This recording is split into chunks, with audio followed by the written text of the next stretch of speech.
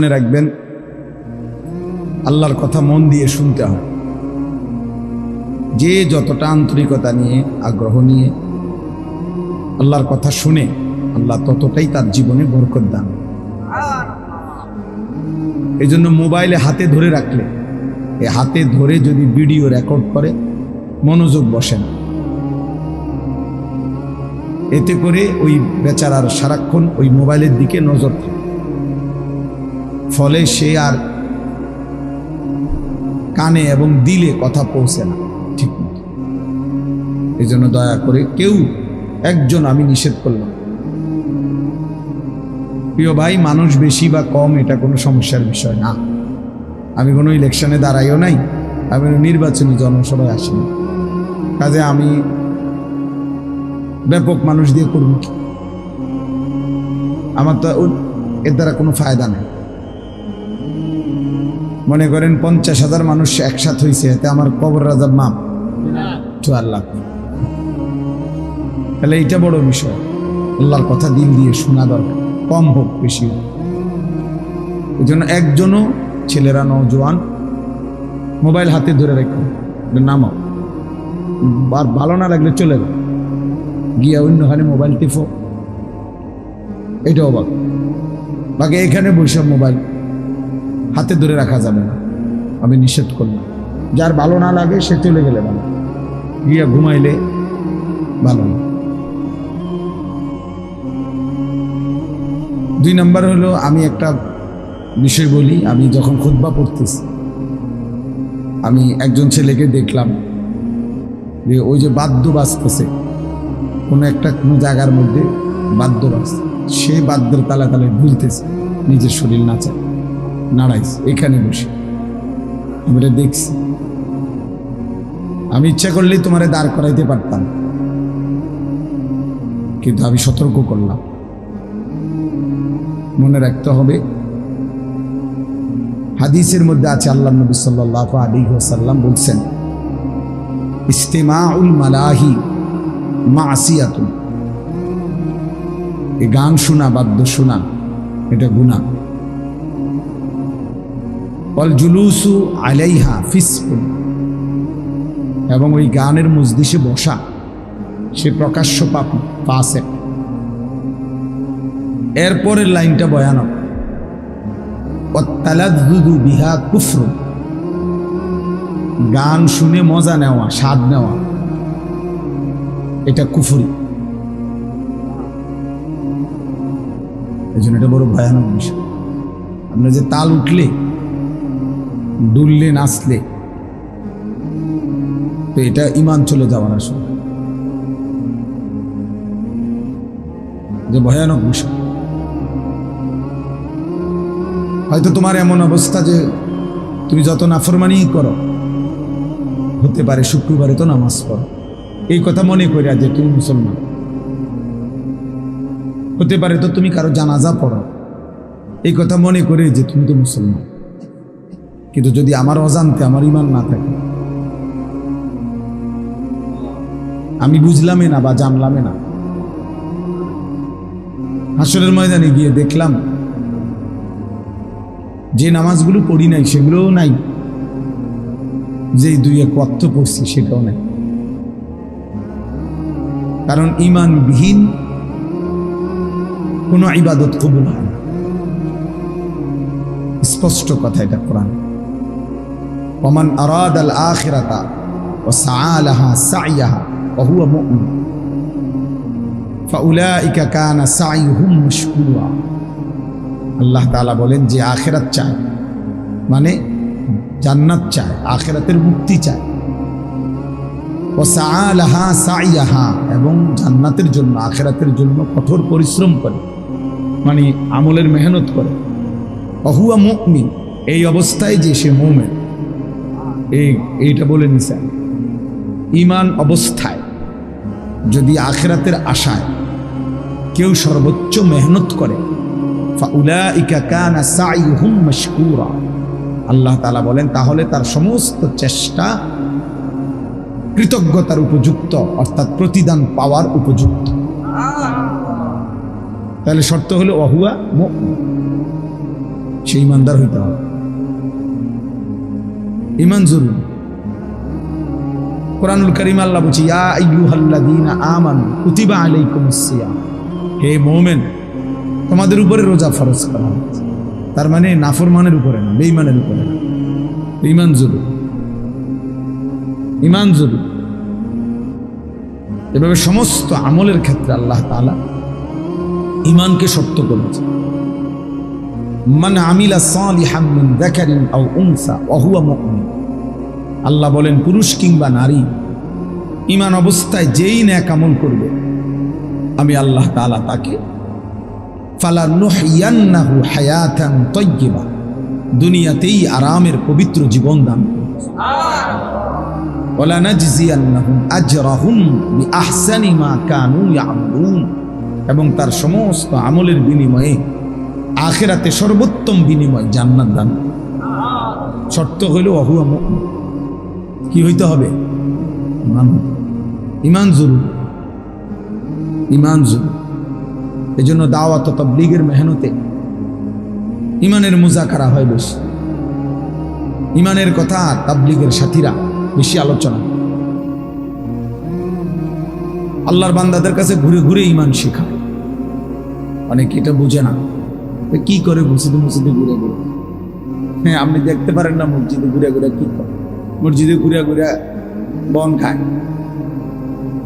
মূলত আল্লাহর বান্দাদেরকে ইমান শেখায়, আখিরাত চেনা, ইমান জরুরি।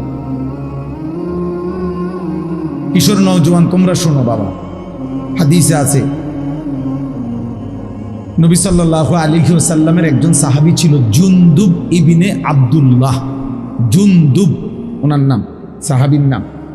তিনি বলছেন যে আমরা যখন কিশোর ছিলাম, ওয়া নাহনু হাযাবিরা, হাযাবিরাতুন আরবি শব্দ, অর্থ হলো করিবুল বুলুগ, আমরা বালেগ হওয়ার কাছাকাছি, মানে কিশোর।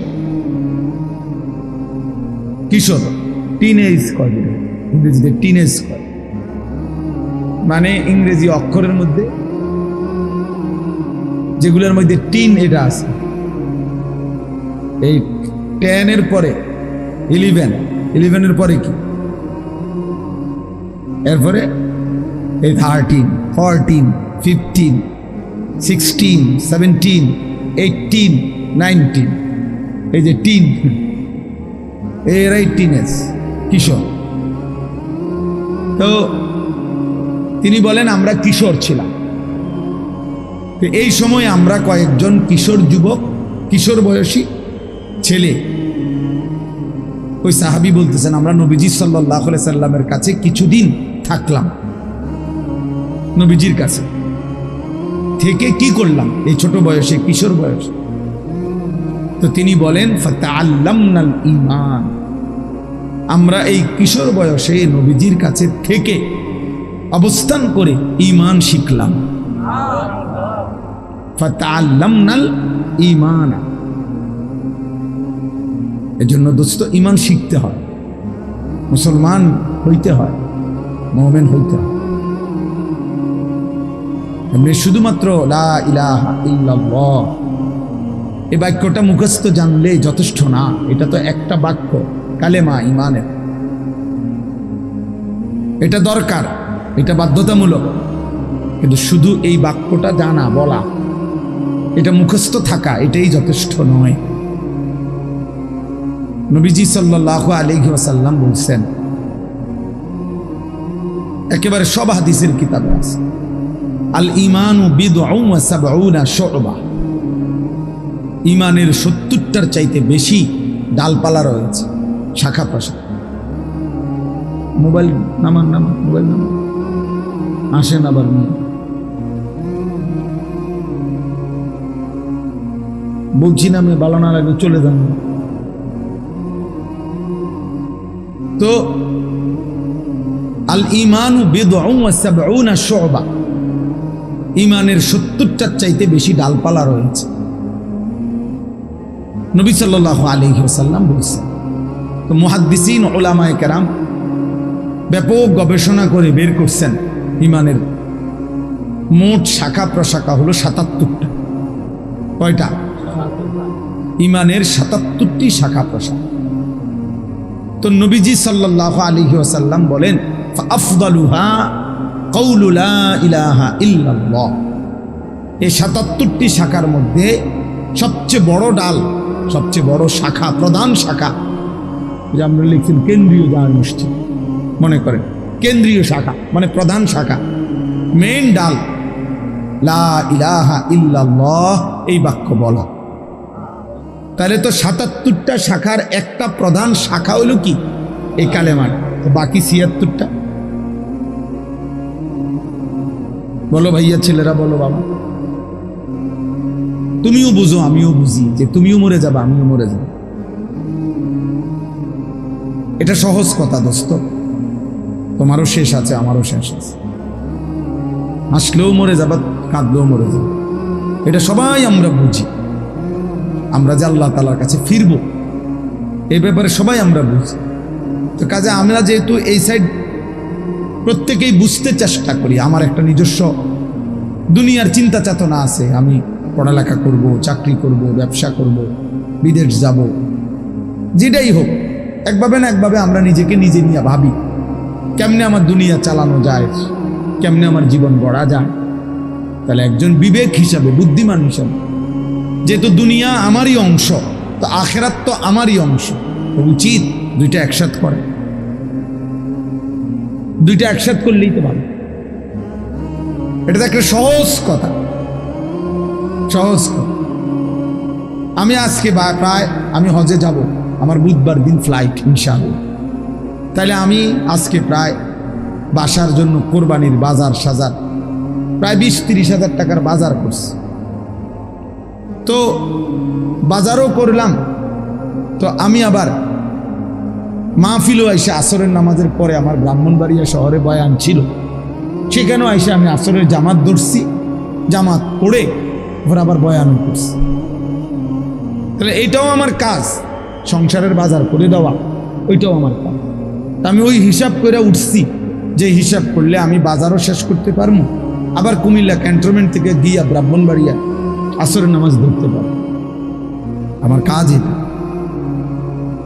আমি এখানে আসতে হবে, আমার তাড়াহুড়া। আমি ছিলাম সেই বেড়তলা ব্রাহ্মণবাড়িয়া বিশ্ব রোডের কাছে, বাংলাদেশের শ্রেষ্ঠ আলেম দ্বীন ওয়াইস আল্লামা জুবায়ের আহমদ আনসারী রাহমাতুল্লাহ আলাইহি হুজুরের মাদ্রাসায় বয়ান করছি, জামিয়া রহমানিয়া হুজুরের মাদ্রাসা। তাইলে ওইখানে আমি এখন, এখানেও আমার আসা দরকার।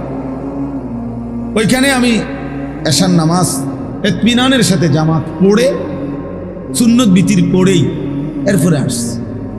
এখন এখানে আমার দেরি হইব কিছুটা, আমি বুঝছি, কিন্তু আমার জামাত পড়তে হবে কিনা কথা বলেন না। তাই এটা আমার জিম্মাদারি, যেটা আমাকে করতেই হবে। আমি এটা ছাড়বো কেন?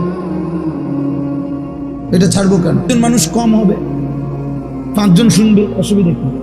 মানুষ চলে গেছে, তো চলে গেলে আমার সমস্যা কি? কথা বোঝেন নাই আমার কথা? তাইলে বিষয়টা হইল, একজন সহজ কথা হলো, একজন বুদ্ধিমান হিসাবে একেবারে আদনা বিবেক থাকলেও যে কেউ আমাদের বোঝা উচিত যে দুনিয়াও আমার, আখিরাতও আমার। বাজারও করো, ব্যবসাও করো, আল্লাহকে সেজদাও করো, নামাজও পড়ো। এই জন্য বাপ ছেলেদেরকেও বলি, বাবা দিন শিখতে হয় ভাইয়া। তোমরা অনেক ছেলে আসো যারা মা বাবাও গাফেল, তোমরা নিজেরাও গাফেল। তোমরা ইসলামকে একটা খামখেয়ালি মামুলি বিষয় মনে করো, মন মতো নামাজ পড়ো। অনেক ছেলে আছে তোমরা ফরজ গোসল কেমনে করে জানো না, অথচ তোমাদের বীর্যপাত হয়। কিন্তু তোমরা ফরজ গোসল শরীয়তে নির্ধারিত পদ্ধতি আছে, শুধু পানিতে ডুবাইলেই গোসল ফরজ আদায় হয় না।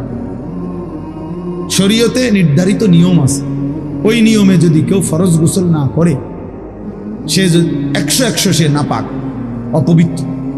এবার সে যদি কাবা শরীফের ছাদে দাঁড়াইও নামাজ পড়ে, আল্লাহর কসম তার নামাজ কবুল হবে না, তার জুমার নামাজও হবে না, তার জানাজার নামাজও হবে, কিছুই হবে।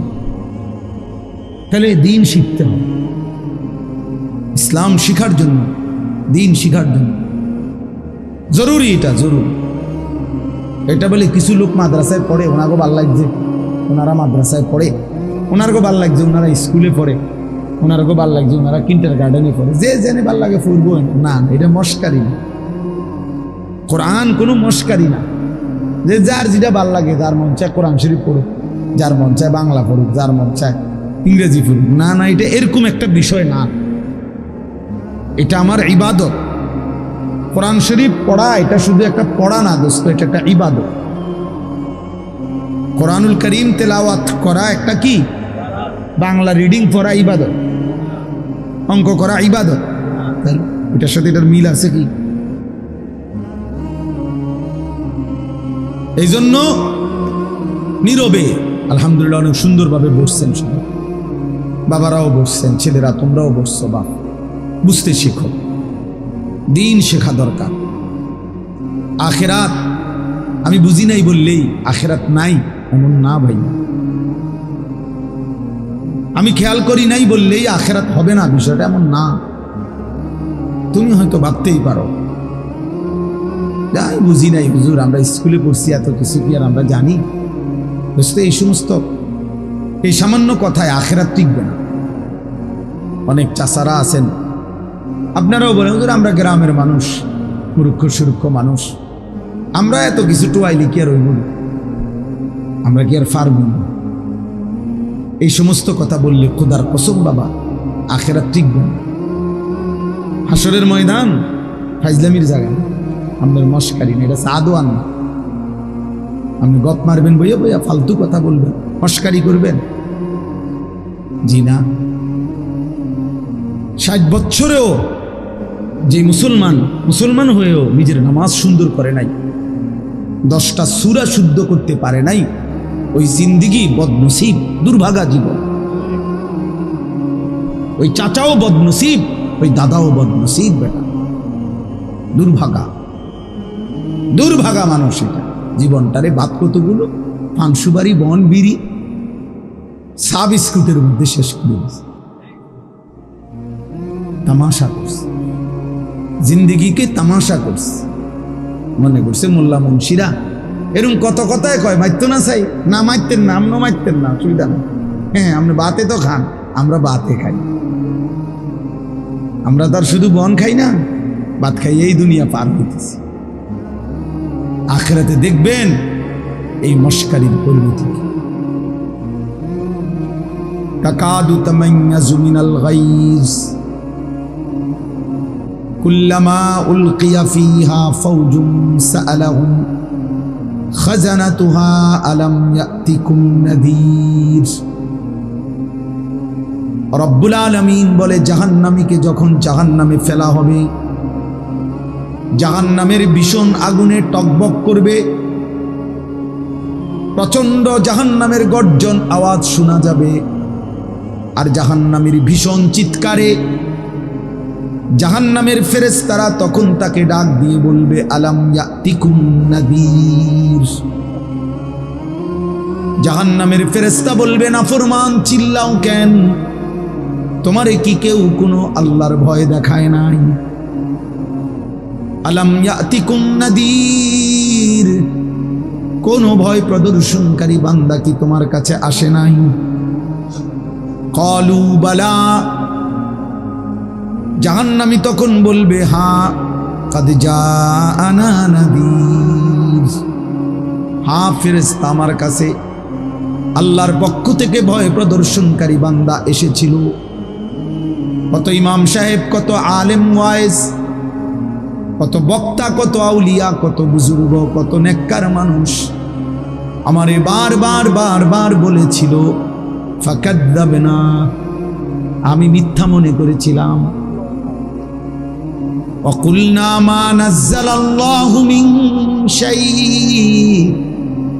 আমি বলছিলাম এগুলো আল্লাহ নাজিল করে নাই। ইন আনতুম ইল্লা ফি দালালিন কাবীর, আমি আরো বলেছিলাম তোমরা মোল্লা মৌলবীরাই বড় বেশি ভুলের মধ্যে আছো। সরাসরি কোরআন শরীফের তরজমা। وقالوا لو كنا نسمع أو نعقل ما كنا في أصحاب السعير। আল্লাহ বলেন জাহান্নামী বলবে, ফেরেশতা সেদিন দুনিয়ার জমিনে যদি একটু বুঝতাম অথবা একটু শুনতাম তাহলে আজকে আমরাও জাহান্নামী হতাম না।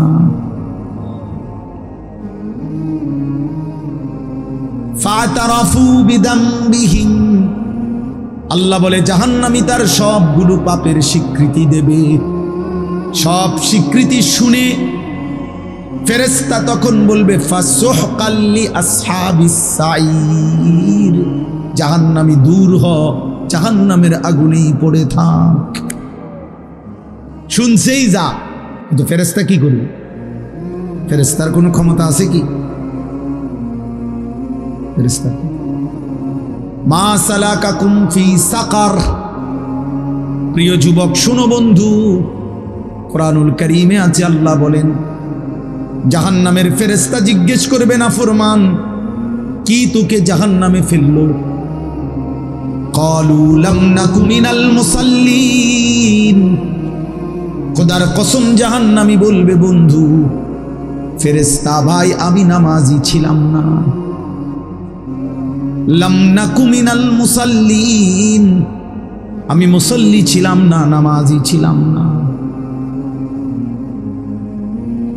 হ্যাঁ, কুরআনুল কারীমের মধ্যে আল্লাহ বলেন কাল্লা ইদা বালাগাতিত তারাকি, আল্লাহ তাআলা বলেন নাফরমানের জান কবজ করতে যখন আজরাইল ফেরেশতা টান দিবে রূহটা ধরে, তখন এই রূহটা ছিঁড়ে কণ্ঠনালীর মধ্যে আইসা আটকায়া যাবে, বের হবে না।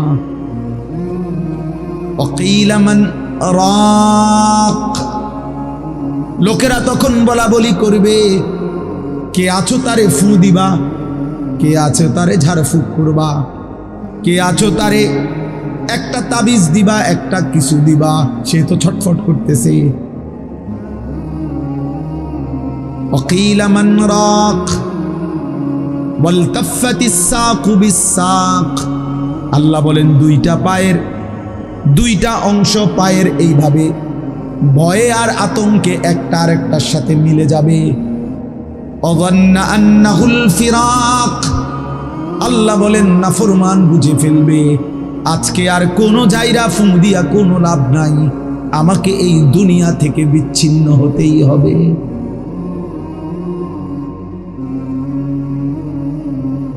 অযান্না আন্নাহুল ফিরাক।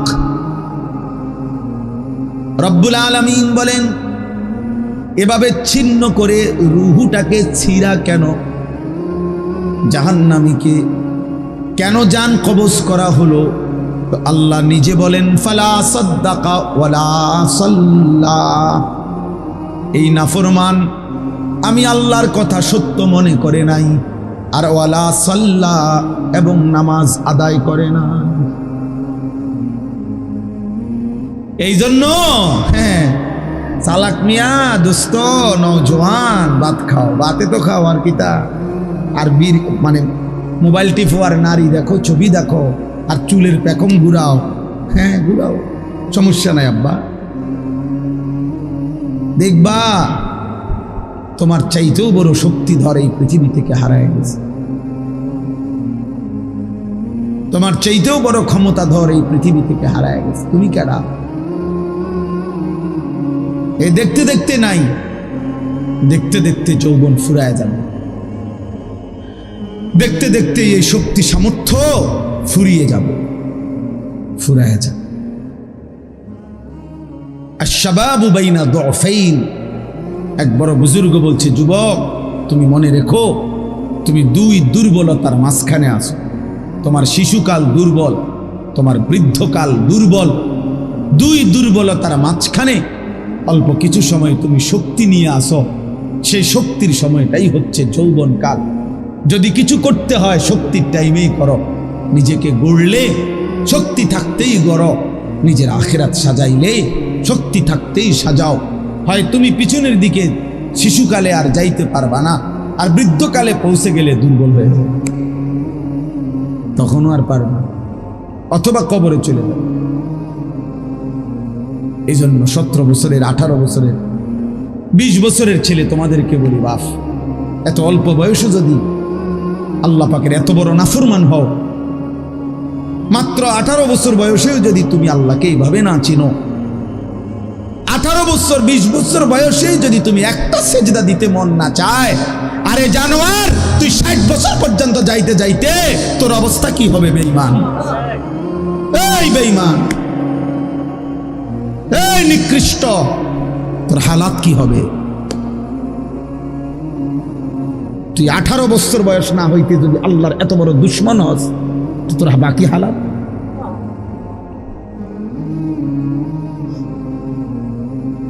বিশ বছর না আইতেই যদি তুই এত নারী দেখে ফেলো, এত উলঙ্গ ছবি দেখো, জানোয়ার, বাকি জীবন তাহলে কি দেখবা? হাইওয়ান বলো, বাকি হায়াত কি দেখবা? তাহলে যা দেখার তো সব দেখে এলেছে।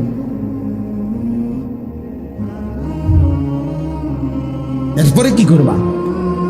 এত কম বয়সে এত নারী, এত অল্প বয়সে এত উলঙ্গ ছবি দেখে ফেললাম, এত অল্প বয়সে চরিত্র এভাবে নষ্ট করে ফেললাম যে নারী ছাড়া, ছবি ছাড়া, জেনার দৃশ্য ছাড়া, বন্ধুদের অসৎ আড্ডা ছাড়া। ওই দেখেন, ওই অপদার্থের দিকে দেখেন, ওই দেখেন ওই অপদার্থ কি করে।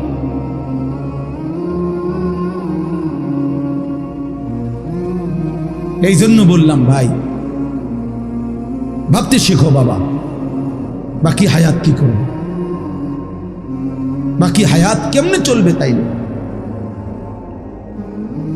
এত কম বয়সে যদি কেউ এত চরিত্রহীন হয়, তার সামনের হালাতটা কি বলে? 40 বছর পুষতে পুষতে তার অবস্থা কি হবে? 60 বছর, 365 দিন, যে কোনো দিন খোদার 1 বছরে ফজরের নামাজ পড়ে নাই, পরে আর আল্লাহ মনে করাই দিবে কে? হ্যাঁ, বুঝো নাই ভাইয়া? 1 বছর যারে আল্লাহ ভুলাই গেল, তো তোমারে আর মনে করাবে কে? কে আছে তোমার এরপরে? আর যে সময় তোমার মাথার উপরে বাবা, দাদা, তাদের ছায়া আছে, তখনই যেহেতু তুমি আল্লাহ ভুলে গেছো, তো যখন তোমার বাপ মরে যাবে, দাদা মরে যাবে, মা মরে যাবে, তখন তোমারে আল্লাহর কথা মনে করাই দিবে কে? তোমারে আখিরাত মনে করায়।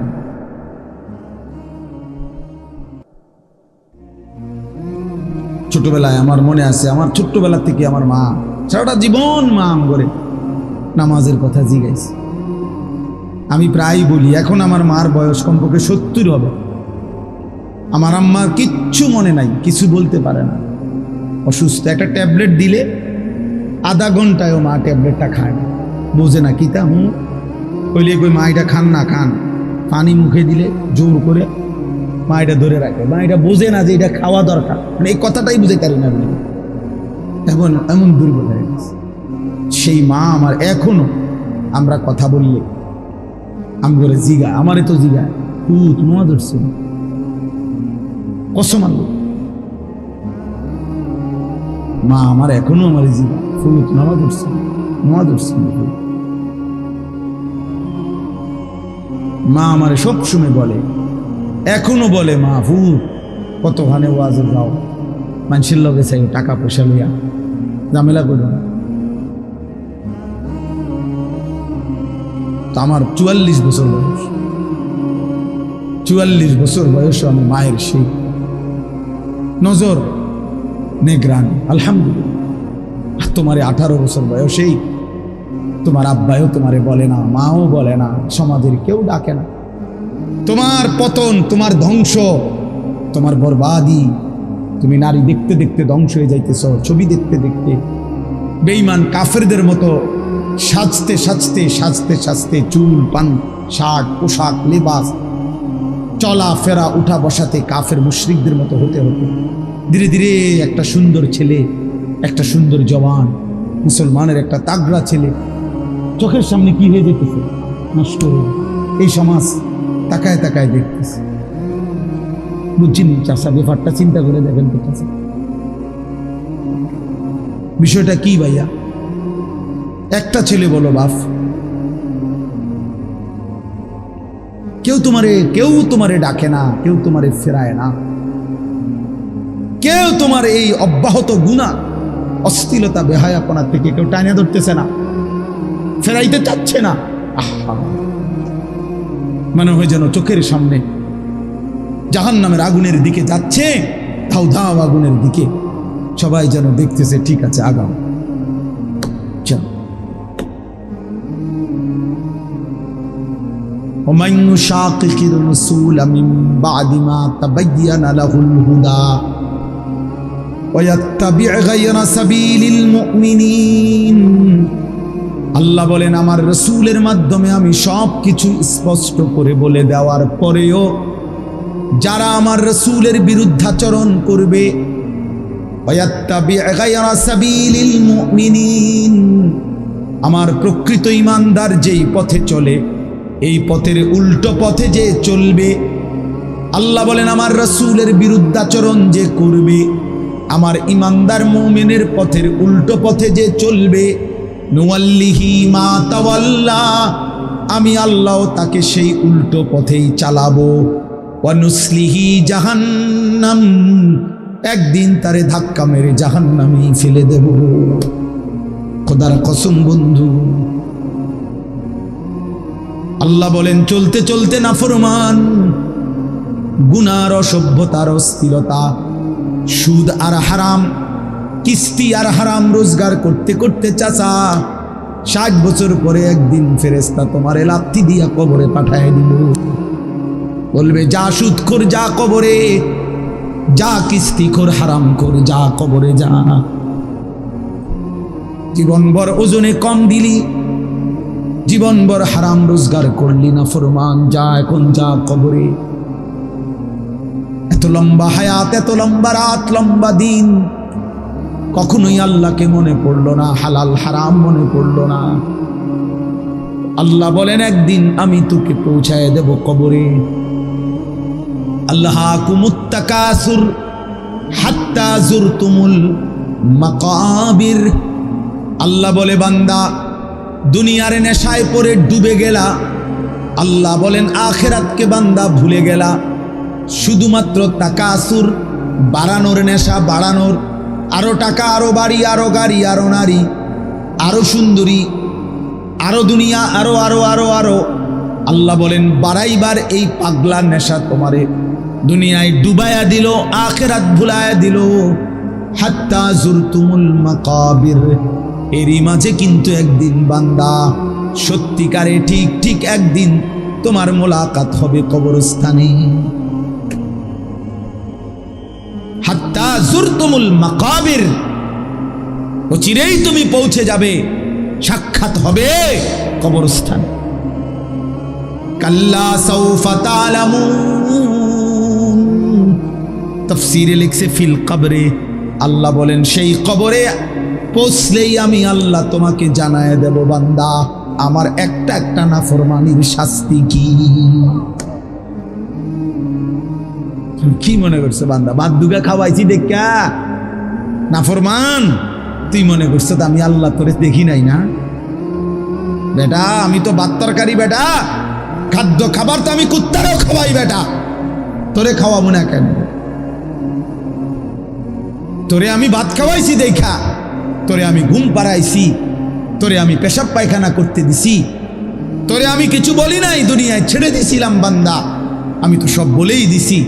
ইন্না হাদাইনাহুস সাবিলা, আল্লাহ বলেন চলার রাস্তা তো আমি দেখায় দিছি, রাসূল পাঠাইছি, উলামা পাঠাইছি, আউলিয়া পাঠাইছি, ইমাম পাঠাইলাম, খতিব পাঠাইলাম, ওয়াইজ পাঠাইলাম, বক্তা পাঠাইলাম, কোরআন পাঠাইলাম, সুন্নাহ পাঠাইলাম, আমার রাসূলকে দিয়ে 23টা বছর লাগাইয়া এতভাবে বলে দিলাম, এরপরেও বান্দা তুমি কোনোভাবে পাত্তা দিলা না। ঠিক আছে বান্দা, কবরে আইসো, তখন মনে করবা, বুঝবা আমি আল্লাহ কেমন জিনিস।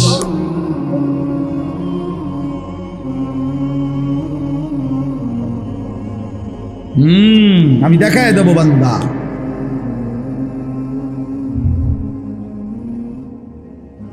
আমি দেখায় দেব। তুমি জানো না বান্দা আমি কি পরিমাণ ক্ষমতাবান। আল্লাহু আজিজুন যুনতিকাম। আল্লাহ তাআলা বলেন আল্লাহ বড়ই ক্ষমতাবান, প্রতিশোধ গ্রহণকারী। যুনতিকাম শব্দের অর্থ হলো প্রতিশোধ গ্রহণকারী। আল্লাহ বলছেন আমি প্রতিশোধ নেব। এই শব্দ ডাইরেক্ট বলছে আমি প্রতিশোধ নেব। আমার একটা একটা লোকমা ভাতের হিসাব নেব, আমার এক ঠোক পানির হিসাব আমি নেব বান্দা, আমার প্রতিটা নিঃশ্বাসের হিসাব নেব। সুম্মা লাতুসআলুন্না ইয়াউমাইদিন আনিন নাঈম। আমার প্রতিটা নিয়ামতের হিসাব নেব। এজন্য প্রিয় বন্ধু আমার, বাপ আমার, দয়া করে আল্লাহর ওয়াস্তে বাবাদেরকে বলি, যুবক ছেলে তোমাদেরকে বলি, আমাকেও বলি, আমরা সবাই মিলে আল্লাহর দিকে ফেরা দরকার। কার দিকে? একটা ছেলে হইলেও মাইন ভাইয়া নষ্ট করে দিও। এই ভাই, প্রিয় কিশোর, মনে রাখো নিজের ভালো কুত্তাও বোঝে। একটা কুকুররে যদি কেউ লাঠি আলগি দেয়, এই কুত্তাটাও ওটা বোঝে যে এটা দিয়ে আমার যদি বাড়ি দেয় আমার ক্ষতি হবে, এই জন্য কুত্তায় দৌড় মারে, ঠিক না? তাহলে নিজের কমপক্ষে নিজের ভালো, নিজের সেফ, এটা কুত্তাও বোঝে, এটা জানোয়ারও বোঝে। তো তুমি বোঝো না ভাইয়া, তুমি এদুরও বোঝো না তোমার এই রাত দিন নারী দেখা, ছবি দেখা, উলঙ্গ দৃশ্য দেখা তোমার এই জাহান্নামের আগুনে পোড়াবে, এদুরও বুঝলা না? তোমার এই লাগাতার নামাজ না পড়া এই জীবন যে তোমার শেষ পর্যন্ত জাহান্নামে নিবে, এদুরও বুঝলা না? হায় হায় হায় হায়, নিজের ভালোটাই তো কমপক্ষে বুঝলা না। কেমনে বললে বুঝবা? আমি তো আমার সবটুকু চেষ্টা করি, আমার জিন্দিগির ফিকির এটা মিশন। কিশোর যুবক ছেলে বদলাবে, ওরা দিনদার হবে, ওরা সেজদা দিবে আল্লাহকে। এক যুবক যখন সেজদা দেয় তো আল্লাহ তাআলার আরশ নড়ে ওঠে। আল্লাহ তাআলা আরশ আজিম থেকে বলে, যুবক আমার সেজদা দিলি, যা আমি ওয়াদা দিলাম তোরে এই আরশের নিচে ছায়া দেব। তুই আসবি যুবক হাসরের ময়দানে, আমি তোরে আরশের নিচে ছায়া দেব। শাব আফি ইবাদাতিল্লাহ। নবীজি বলেন যে যুবক তার যৌবন কালটা আল্লাহর ইবাদতে বেড়ে উঠছে, আল্লাহ রাসূল সাল্লাল্লাহু আলাইহি ওয়াসাল্লাম বলেন আল্লাহ তাআলা তাকে আরশের নিচে ছায়া দেন। ইউযিল্লুহুমুল্লাহু ফি যিল্লিহি। আল্লাহ নিজের আরশের ছায়ায় ছায়া দেন। সুবহানাল্লাহ। এজন্য যুবকের সেজদা বড় দামি সেজদা, নওজোয়ানের সেজদা বড় দামি সেজদা। এজন্য তোমরা হিম্মত করো। ওই ছেলেটাকে বলো ভাই, ওই ছেলেটাকে, ওই অসভ্য ছেলেটাকে বলো মোবাইল বন্ধ করতে। বেটা তুমি এতে উঠে যাও বেটা, এই বেটা অপদার্থ কোথাকার বেটা।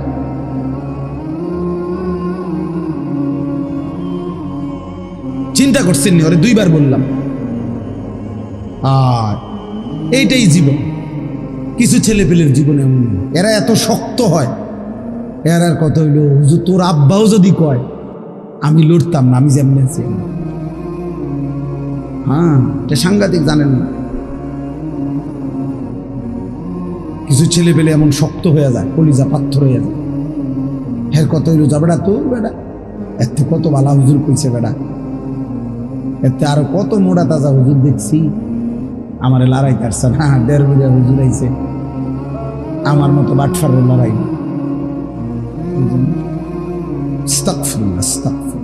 রাগ হইও না বাপ, আমি না বললাম আমি ফেরাইতে চাই, এই জন্য আমি একটু শক্ত, নাহলে আমি তো আর এমন না যে কাজে লাগছি আইয়া, এই কারণে সেটায় কতক্ষণ দমকাই ফেললাম। এ তো ঝগড়ার জন্য না,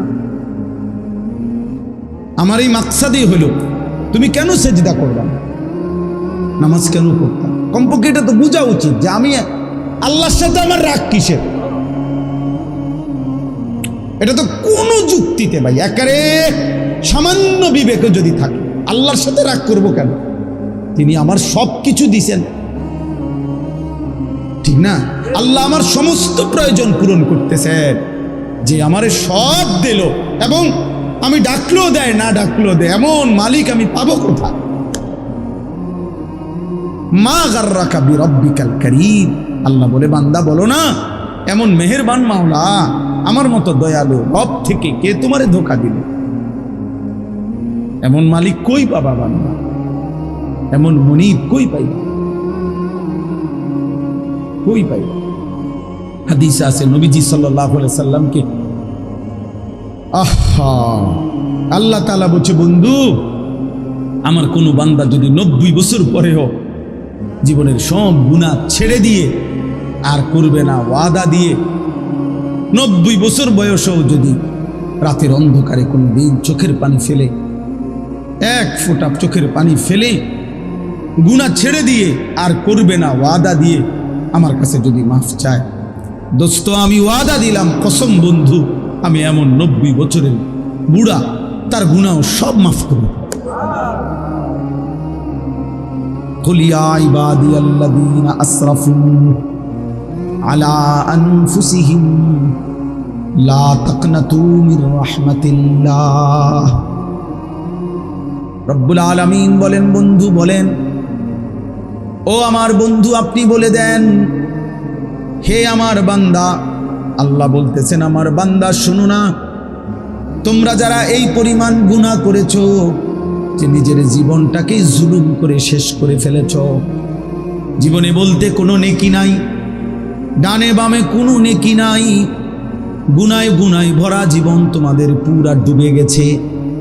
আল্লাহ বলেন বান্দা, গুনার সমুদ্রেও যদি হাবুডুবু খাও, সেখান থেকেও যদি কোনোদিন আমি আল্লাহকে মনে পড়ে, তাইলে যদি গুনাহ ছেড়ে দিয়ে আর কোরবানা ওয়াদা দিয়ে আমি আল্লাহর দিকে এক কদম ফিরে আসো বান্দা, আর যদি বলো মাওলা জীবনভর আমি আপনাকে নারাজ করেছি, আর করব না মাওলা, আপনার নাফরমানি করব না মাওলা, আমি তওবা করলাম মাওলা, গুনাহ ছেড়ে দিলাম, আল্লাহ বলেন লা তাকনাতু মির রাহমাতিল্লাহ।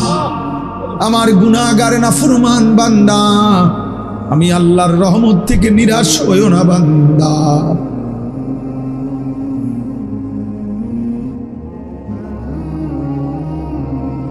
मायूस ना हो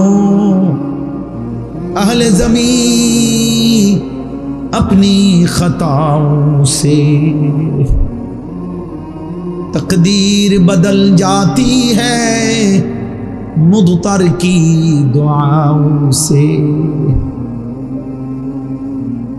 আল্লাহ বলে, বুজুর্গানে দিন শেরের মধ্যে বলছে এটা, হে আল্লাহর বান্দা, জীবনের সব গুনাহগুলো নিয়েও তুমি নিরাশ হইও না, মায়ুস না হো, মায়ুস মানে নিরাশ, মায়ুস না হো আহলে জমিন, হে জমিনওয়ালা নিরাশ হইও না, আপনি খাতাও সে, নিজের গুনাহের কারণে চোখের পানি ফেলো বান্দা, ডাকো তোমার আল্লাহকে, তকদীর বদল জাতি হ্যায় মুদতার কি দুআও সে।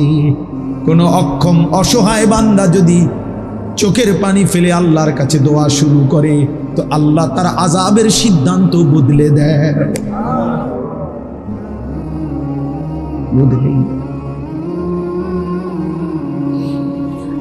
আল্লাহ আমাকে মাফ করে দেন।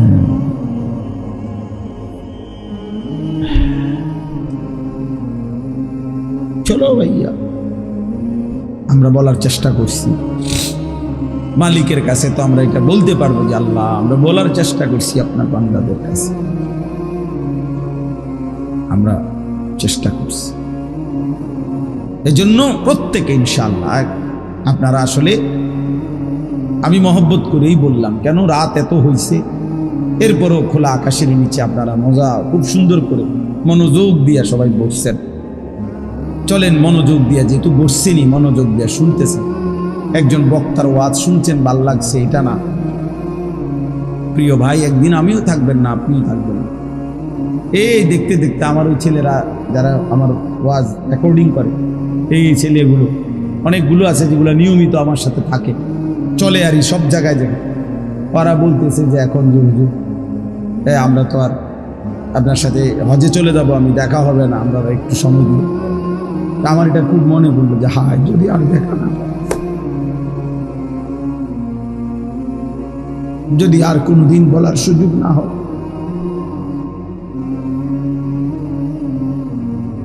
আল্লাহ আমাদেরকে মাফ করে দেন। চলেন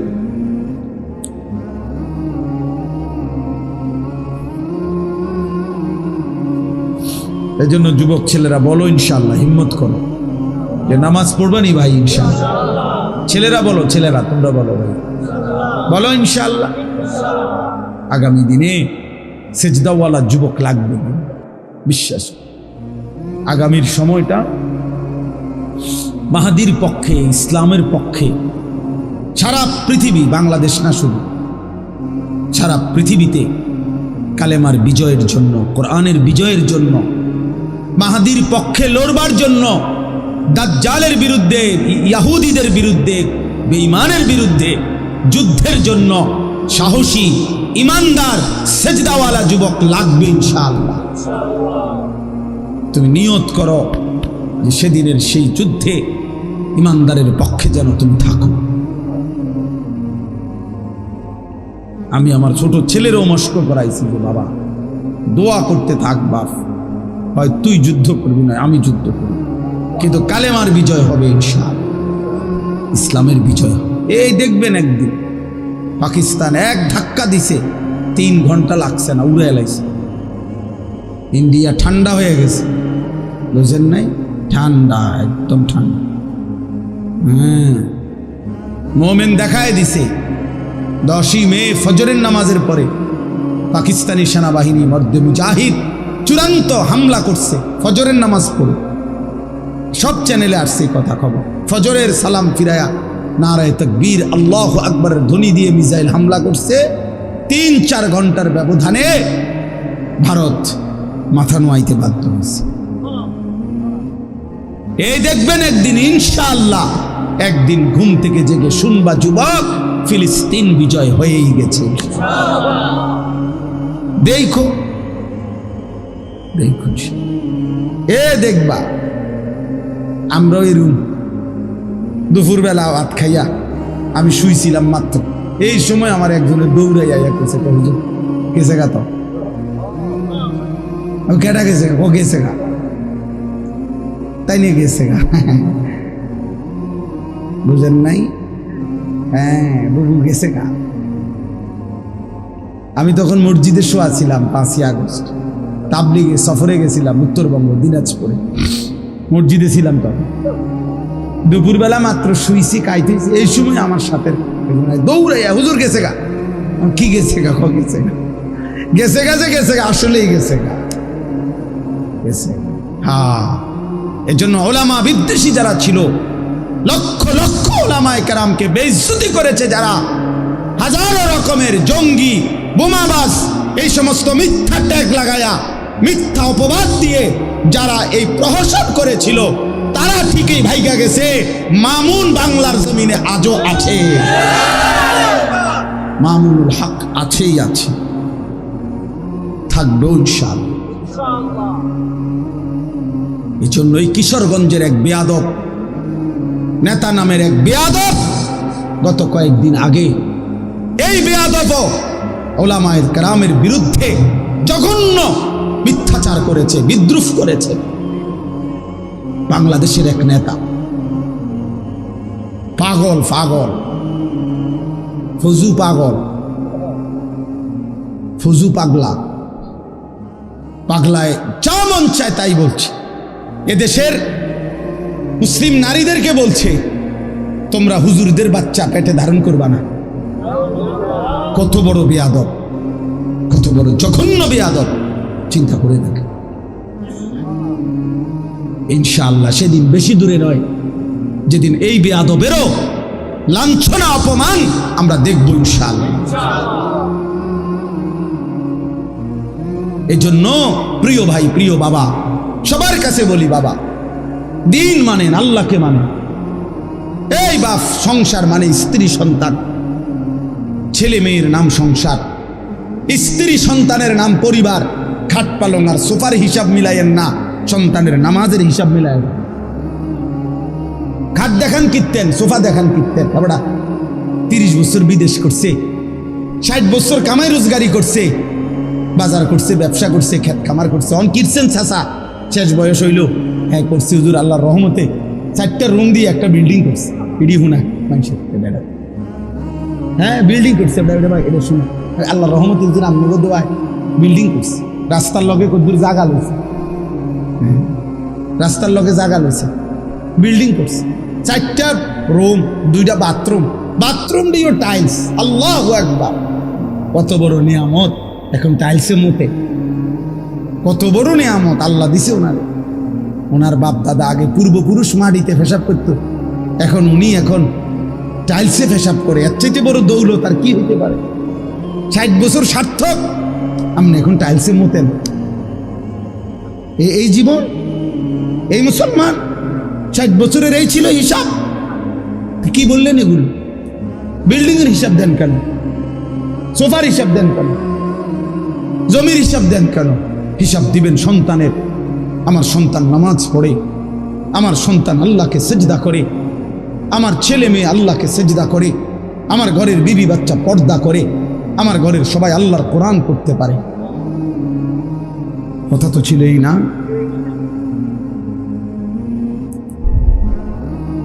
আমাদের খতিব সাহেব, বর্তমান খতিব সাহেব, উনি ওনার এক লেখনীতে লিখছেন, জাতীয় মসজিদ বাইতুল মুকাররমের যিনি বর্তমান খতিব, সারা পৃথিবী বিখ্যাত আলেম আল্লামা হযরত মাওলানা আব্দুল মালিক সাহেব দামাত বারাকাতুহুমুল আলিয়া, উনি বলেন যে আরবে একবার একজন ইঞ্জিনিয়ার, ওনার সাথে আমার সাক্ষাৎ হয়েছে ওনাদের, উনি এক ব্যক্তির নাম বলছেন। তো ওই ইঞ্জিনিয়ার ব্যক্তি বলছে যে জনাব, আমার বংশে গত 70 বছরে যত নারী পুরুষ আমাদের ফ্যামিলিতে গত হয়েছে, গত 70 বছরে এমন একজন নারী পুরুষ আমাদের বংশে নাই যে হাফেজে কোরআন নয়।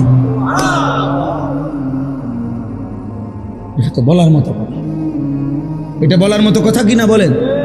বললে এটাই তো বলার মতো। শেখুল হাদিস আল্লামা আজিজুল হক রাহমাতুল্লাহ আলাইহি, তার বংশের সন্তান, ছেলে মেয়ে, ছেলের ঘরের নাতি নাতনি, মেয়ের ঘরের নাতি নাতনি সব হাফেজে কোরআন। আপনি খবর না, এই যে মামুনুল হক সাহেব, তাদের পুরা ফ্যামিলি হাফেজে। এটা তো বলার মতো কথা, এটা উল্লেখ করার মতো কথা ভাইয়া। বললে এটা বলেন, বিল্ডিং এর হিসাব দেখাবেন না। মা বোন যদি কেউ শুনে থাকেন, আপনাদের করব, আমরা 5 ভাই 3 বোন। 2015 সালে আমার আব্বা ইন্তেকাল করছে। 43 বছর বাবা এক মসজিদে ইমামতি করছে, প্রাইমারি স্কুলে মাস্টারি করছে। 5 ভাইকেই বাবা মাদ্রাসায় পড়াইছে। আমার আব্বা থাকতেই আমরা 5 ভাই আল্লাহর দয়া আল্লাহ করছেন আলেম হয়েছে। বাবার ইন্তেকালের সময় আব্বা ঘরে, স্বাভাবিক ঘরে মারা গেছে। আমার আব্বার যে সময় শ্বাস টানতেছে, আমরা ভাই বোন সবাই ছিলাম, আমাদের ছেলে মেয়েরাও ছিল, না আব্বার নাতি নাতনি সব মিলাইয়া আমরা প্রায় 25 জন ভাই বোন নাতি নাতনি মিলে আল্লাহর কোরআন পড়তেছিলাম। এই সময় আমার আব্বা ইন্তেকাল করছে। আমার মা কাঁদতেছিলেন, আমি মারে জড়াইয়া ধরে বলছিলাম, মা আপনি কাইদেন না। একটু পরে আব্বারে যখন কবরে, ফেরেশতা বলবে মান রব্বুক, আমার আব্বা বলবে ফেরেশতা 25 জন বংশধর যেই রবের কোরআন পড়া রাইখা আসছি, আমি সেই রব চিনব না? বললি কি ফেরেশতা, রব চিনব না কেন? রব চিনব না কেন? এই জন্য দোস্ত আমার, বন্ধু আমার, দিন শিখেন, আখিরাতকে বুঝেন, আল্লাহকে রাজি করেন। বলেন ইনশাআল্লাহ, বলেন ইনশাআল্লাহ। এবার শুধু তর্জমাটা শুনাই, তাইলেই কথা শেষ।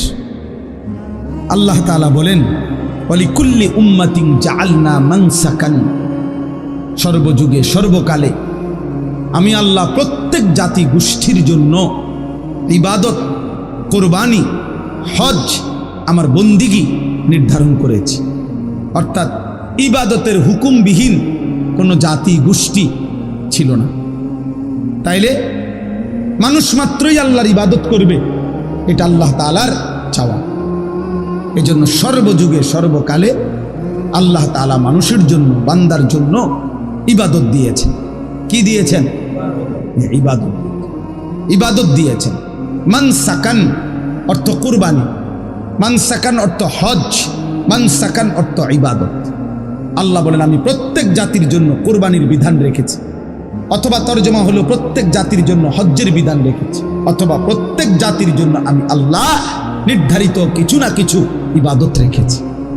আল্লাহ তাআলা বলেন প্রত্যেক জাতি গোষ্ঠীর জন্য আমি কেন ইবাদত দিলাম, কেন কোরবানির বিধান দিলাম, কেন হজ্জের বিধান দিলাম?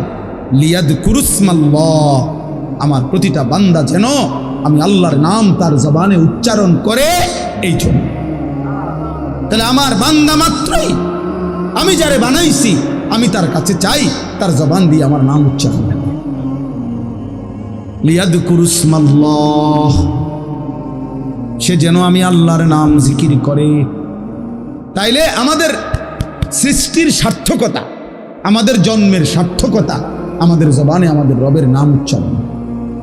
এই জন্য ভাইয়া যেই জিব্বা আল্লাহর নাম নেয় না, তো ওই জিব্বা কি কথা বললো? আর তাই আল্লাহর কোরআন যে জবান পড়তে পারে না, আল্লাহর জিকির যেই জবান পড়ে না, নামাজের তসবিহগুলো যেই জবান পড়ে না, হায় হায়, তো সেই জবান আর বললো কি?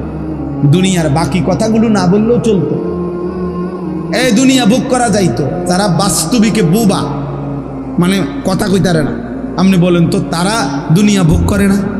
তো তাইলে বোবা মানুষে বিয়ে করতে পারেনি, বোবা মানুষের বাচ্চা কাচ্চা হয়নি, বোবা মানুষে বিল্ডিং করতে পারেনি, বোবা মানুষে বাজার সদাই করতে পারেনি, বোবা মানুষে ভাত মাছ খাইতে পারেনি। তো তো দুনিয়া কোনটা তার অসুবিধা হয়েছে? বলেন না কেন শাকের ভাই, কি সমস্যা হয়েছে তার? কোনো অসুবিধা হয়েছে তার? তাইলে বন্ধু দুনিয়া তো বোবা মানুষও ভোগ করতে পারে। তাইলে এই জবান কথা বলার সার্থকতা কি? কথা বলার সার্থকতা হলো রবের নাম।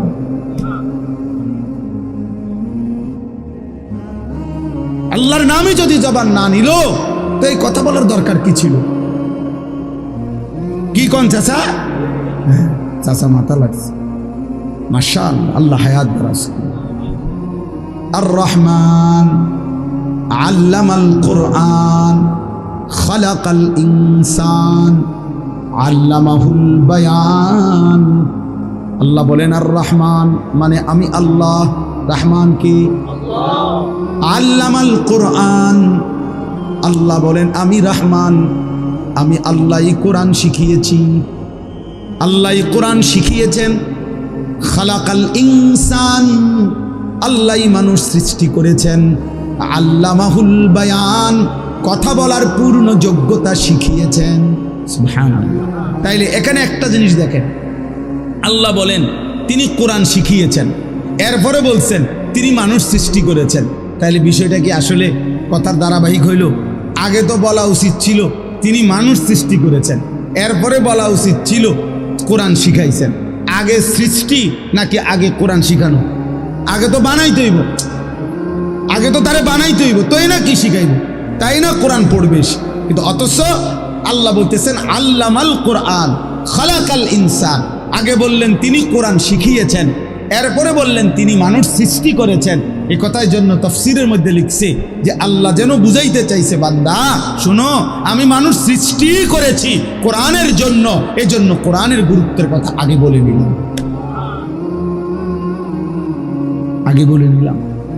এবার যদি বলেন আল্লাহ আল্লামাহুল বায়ান, আল্লাহ বলে ওই যে কোরআন শিখতে হবে, ওই যে কোরআন পড়তে হবে, এই জন্যই আমি তাকে কথা বলার যোগ্যতা শিখাইছি, নাই তো কথা বলার দরকারই ছিল না। হুদা ভাত খাইব, হুদা পেশাব করব, আর গুম যাইব, আর স্ত্রী মিলন করবে, তো এর জন্য কথা বলার দরকার ছিল না। জবানের উচ্চারণ ছাড়াই ওইগুলা করতে পারত। আল্লাহ আমাকে বুঝার তৌফিক দান করেন। লিয়াযকুরুসমাল্লাহ আলা মা রাযাকাহুম মিন বাহিমাতিল আনআম। এই যে এই আয়াতের প্রথম একটা গুরুত্বপূর্ণ অর্থ হলো কুরবানি। এই জন্য আল্লাহ বলেন আমার চতুষ্পদ যেই জন্তুগুলো আমি আল্লাহর পক্ষ থেকে হালাল, সেগুলো যখন জবাই করা হয়, সেই জবাইয়ের মুহূর্তে আমার নাম বান্দা উচ্চারণ করে, তাকবীর পড়ে আল্লাহু আকবার, এই তাকবীর, এই জিকির, এই স্মরণ শুনবার জন্যই আমি আল্লাহ কোরবানির বিধান দিয়েছি। তাহলে কোরবানির মূল মাকসাদ গোশত খাওয়া নয়, কোরবানির মূল মাকসাদ জিক্রুল্লাহ, আল্লাহর জিকির। কার জিকির? আবার বলেন, কার জিকির? আল্লাহর জিকির। এজন্য আল্লাহ বলছে ওয়াজকুরুল্লাহ ফি আইয়ামিন মা'দুদাত, কোরবানির এই দিনগুলোতে তোমরা আল্লাহর জিকির করো। ওয়ায়াযকুরু ইসমাল্লাহি ফি আইয়ামিন মা'লুমাত, জিলহজের 10 দিনের এই দিনগুলোতে তোমরা আল্লাহর জিকির করো। এজন্য হজ্জের মধ্যে বান্দার জবান দিয়া বেশি থেকে বেশি আল্লাহর নাম উচ্চারিত হয়। কোরবানির সময় বান্দার মুখ থেকে বেশি আল্লাহর নাম উচ্চারিত হয়। এজন্য তাশরিক, তাকবীরে তাশরিক, এই 5 দিন টানা বান্দা আল্লাহর রবে, আল্লাহর নামে, আল্লাহর জিকিরে জমিন আলোড়িত করে দেয়, বুলন্দ করে। এজন্য 9 জিলহজ ফজর থেকে নিয়ে 13 জিলহজ আসর পর্যন্ত আল্লাহ তার বান্দার জবান থেকে শুনতে চায় আল্লাহু আকবার, আল্লাহু আকবার, লা ইলাহা ইল্লাল্লাহু আল্লাহু আকবার, আল্লাহু আকবার, ওয়ালিল্লাহিল হামদ। যেন আল্লাহ বলে, বান্দা আমার নাম বলো, আমার নাম বলো, আমার ভালো নাম বলো। এই জন্য হাজী সাহেব হজ্জের সময় বারবার বলে লব্বাইক আল্লাহুম্মা লব্বাইক, লব্বাইক লা শারীকা লাক লব্বাইক, ইন্নাল হামদা ওয়ান নি'মাতা লাকা ওয়াল মুলক লা শারীকা লাক। কাকে ডাকে? আল্লাহকে ডাকে, আল্লাহকে ডাকে। ফাইলাহুকুম ইলাহুন ওয়াহিদ, অতএব তোমাদের ইলাহ কেবলই একজন। কয়জন? কে? তিনি। ফালাহু আসলিমু, আল্লাহ বলেন অতএব তোমরা সকলেই সেই আল্লাহর প্রতি নিজেকে সমর্পণ করো। কার প্রতি? ওয়াবাশশিরিল মুখবিতিন, আল্লাহ বলে বন্ধু আমার, নবী আমার, আমার অনুগত বান্দা যারা, তাদের প্রত্যেককেই আপনি জান্নাতের সুসংবাদ দিয়ে দেন। এবারে যদি বলেন আল্লাহ আপনার অনুগত বান্দা কারা? আল্লাহ বলেন আল্লাযীনা ইযা যুকিরাল্লাহু ওয়াজিলাত কুলুবুহুম, আমি আল্লাহর জিকির যখন হয়, আমার নাম যখন উচ্চারিত হয়, যাদের অন্তর আমি আল্লাহর ভয়ে কাঁপতে থাকে, তাদের জন্য জান্নাতের সুসংবাদ। ওয়াস-সাবিরিনা আলা মা আসাবাহুম, যেই কোনো বিপদ মুসিবত, দুঃখ, পেরেশানি, অস্থিরতা, রোগ, শোক, যেই কোনো রকমের ঘাটতি কমতি, যেই কোনো পেরেশানিতে আমার যে বান্দা আমি আল্লাহর উপরে সবর করে ধৈর্য ধরে, তাদের জন্য জান্নাতের সুসংবাদ। ওয়াল মুকিমিস সালাহ, 5 ওয়াক্ত নামাজ যে আদায় করে, তার জন্য জান্নাতের সুসংবাদ। ওয়া মিম্মা রাযাকনাহুম ইউনফিকুন, আমি আল্লাহর দেওয়া রিজিক থেকে, সম্পদ থেকে যে আমি আল্লাহর পথে ব্যয় করে, খরচ করে, তার জন্য জান্নাতের সুসংবাদ। যে যাকাত দেয়, সাদকাতুল ফিতর আদায় করে, হজ আদায় করে, কোরবানি আদায় করে, দান